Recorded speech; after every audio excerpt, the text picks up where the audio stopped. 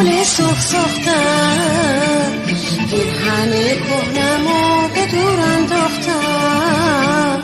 مهمونی دارم خیلی عزیزه، غم از خونم میگریزه. دلم و قربون میدادم فدای تو، هرچی دارم میریزم به پای تو.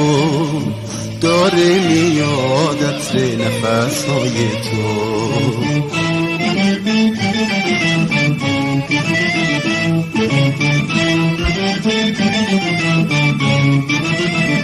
هر یک ساعت یک روزه فدای انتظاری، چشم تو روشن عشقمون شد بیقراری.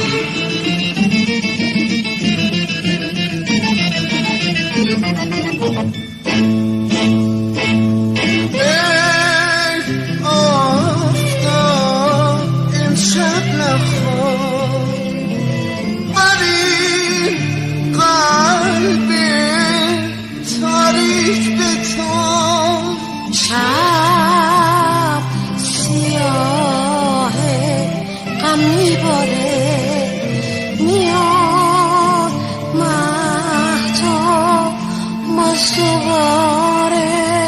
وقت غروب یادم تنگ دل من، غروبای دریا میگن اومد گل من.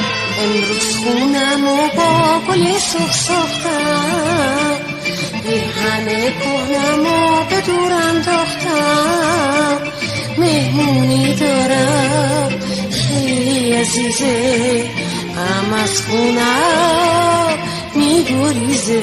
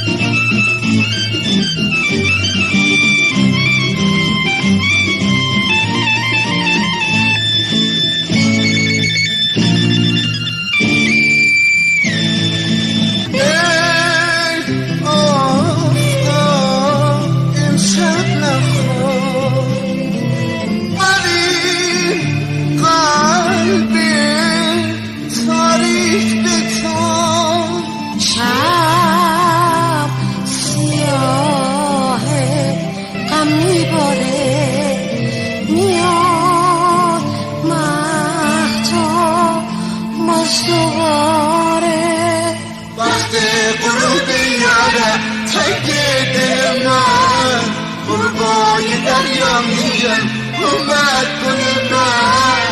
امروز خونمو با گل سرخ ساختم، پیرهن کهنمو به دور انداختم.